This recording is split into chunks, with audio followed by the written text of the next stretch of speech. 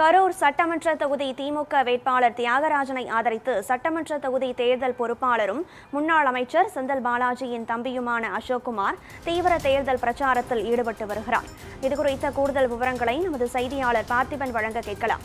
வணக்கம் பார்த்திபன். கரூர் தொகுதி இந்த சட்டமன்ற தேர்தலில் ஒரு முக்கியத்துவம் வாய்ந்த தொகுதியாக பார்க்கப்படும் போது இவ்வளவு நாள் அந்த சட்டமன்ற உறுப்பினராக இருந்த செந்தில் பாலாஜி மாற்றத்திற்குட்பட்டு புதிய வேட்பாளர் தியாகராஜன் களம் காண்கிறார் திமுக சார்பில். ஆக அங்கு அவருடைய தம்பி எத்தகைய பிரச்சாரத்தை முன்னெடுத்திருக்கிறார்? செந்தில் பாலாஜியினுடைய தம்பி எந்தெந்த பகுதிகளில் கரூர் தொகுதியில் அவர் இந்த பிரச்சாரத்தை முன்னெடுத்திருக்கிறார்? கரூர் சட்டமன்ற தொகுதி திமுக வேட்பாளர் தியாகராஜன் ஆதரித்து முன்னாள் அமைச்சர் செந்தில் பாலாஜியின் தம்பியும் கரூர் சட்டமன்ற தொகுதி தேர்தல் பொறுப்பாளருமான அசோக்குமார் கரூர் மாநகராட்சிக்கு உட்பட்ட பல்வேறு பகுதியில் தீவிர பிரச்சாரத்தில் ஈடுபட்டு வந்தார்.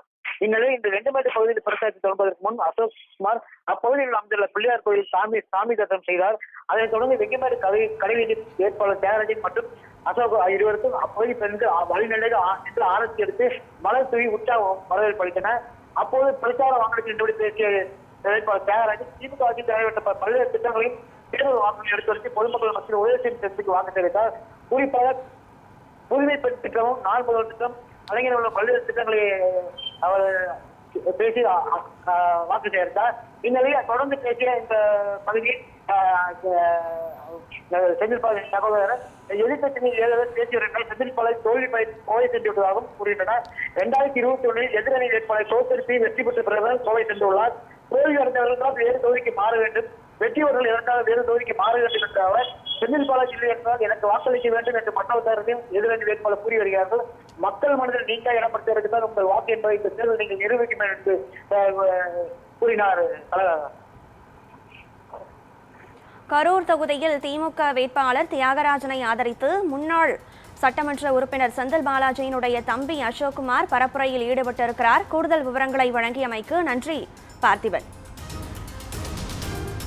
மாண்புமிகு தமிழ்நாடு முதல்வர், கழக இளந்தலைவர், மாண்புமிகு தமிழ்நாடு துணை முதல்வர் அவர்களின் ஆசி பெற்ற அண்ணன், மண்ணின் மைந்தன், 5 ஆண்டுகளில் 5000 கோடியை கரூர் மாவட்டத்திற்கு பெற்றிருந்த சரித்திர நாயகன் அண்ணன் வி செந்தில் பாலாஜி அவர்களின் ஆதரவு பெற்ற அண்ணன் ஆசியம் தியாகராஜன் அவர்களுக்கு உதய சூரியன் சின்னத்தில் வாக்களியுங்கள் என்று கேட்டு வந்திருந்தோம்.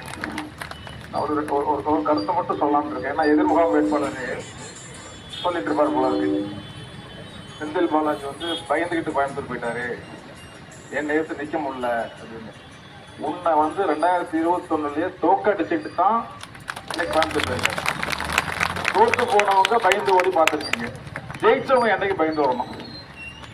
21 நீ தோல்வி விட்டுற வேட்பாளர். இன்னொரு கருத்து சொல்றாராம், அவரு தான் இல்ல இந்த எலெக்ஷன்ல எனக்கு ஓட்டு போடுங்க. மக்கள் மனதில் யார் நீங்கா இடம் பெற்றிருக்கார்களோ அவர்களுக்குத்தான் உங்களின் வாக்கு என்பது வரும் சட்டமன்ற தேர்தலில் நிரூபணமாகும். அண்ணன் தியாகராஜன் அவர்கள் 50,000 வாக்குகளுக்கு குறையாமல் வெற்றி பெறுவார் என்பதை தெரிவித்துக் கொண்டு கரூர் மாவட்டத்தில் உள்ள 4 சட்டமன்ற தொகுதிகளும் திமுக வெல்லும், சூரியன் வெல்லும், உதயசூரியன் வெல்லும் என்று கூறி மீண்டும் வரலாறு படைக்கும் கரூர் என்று கூறி நீங்கள் அனைவரும் வரும்